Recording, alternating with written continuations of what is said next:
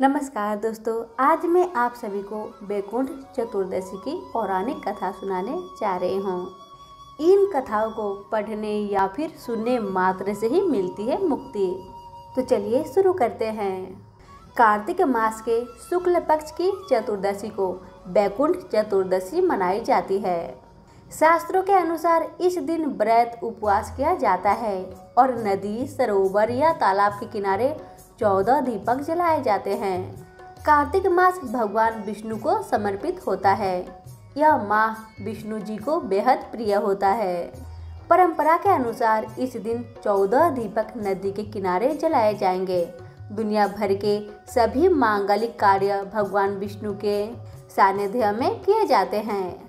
लेकिन 4 महीने विष्णु के शयन काल में सृष्टि का कार्यभार भगवान शिव संभालते हैं।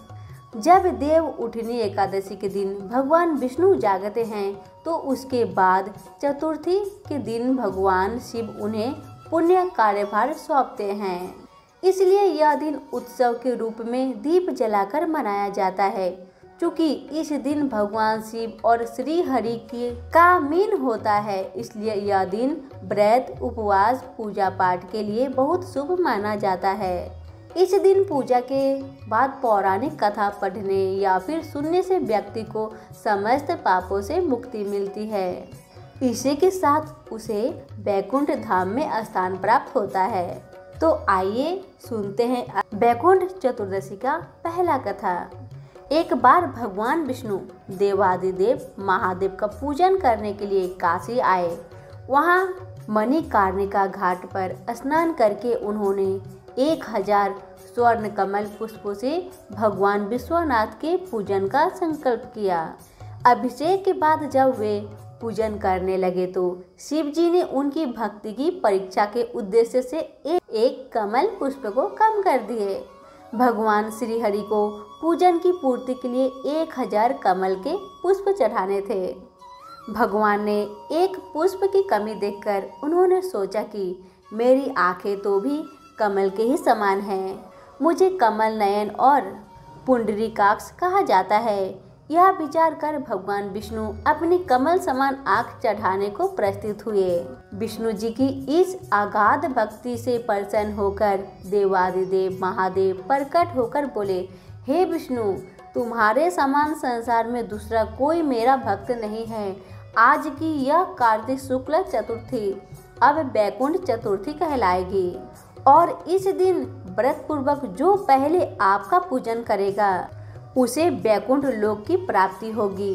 भगवान शिव ने इसी बैकुंठ चतुर्थी को करोड़ों सूर्यों की कांति के समान वाला सूर्य दर्शन चक्र विष्णु जी को प्रदान किया। शिव जी तथा विष्णु जी कहते हैं कि इस दिन स्वर्ग के द्वार खुले रहेंगे। मृत्यु लोक में रहने वाला कोई भी व्यक्ति इस व्रत को करता है तो वह अपना स्थान बैकुंठ में सुनिश्चित करेगा। अब हम सुनेंगे बैकुंठ चतुर्दशी की दूसरी पौराणिक कथा। बहुत समय पहले की बात है। धनेश्वर नामक एक ब्राह्मण था जो बहुत बुरे काम करता था। उसके ऊपर कई पाप थे। एक दिन वह गोदावरी नदी में स्नान के लिए गया। उस दिन बैकुंठ चतुर्दशी थी। कई भक्तजन उस दिन पूजा अर्चना कर गोदावरी घाट पर आए थे। उस भीड़ में धनेश्वर भी उन सभी के साथ था। इस प्रकार उन श्रद्धालुओं के स्पर्श के कारण धनेश्वर को भी पुण्य मिला। जब उसकी मृत्यु हो गई तब उसे यमराज लेकर गए और नरक में भेज दिए।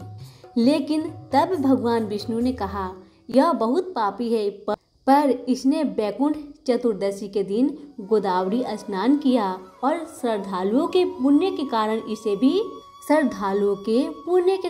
इसके सभी पाप नष्ट हो गए हैं। इसलिए इसे बैकुंठ धाम मिलेगा। अतः धनेश्वर को बैकुंठ धाम की प्राप्ति हुई। हमारी आज की कथा यहीं पे समाप्त होती है। धन्यवाद।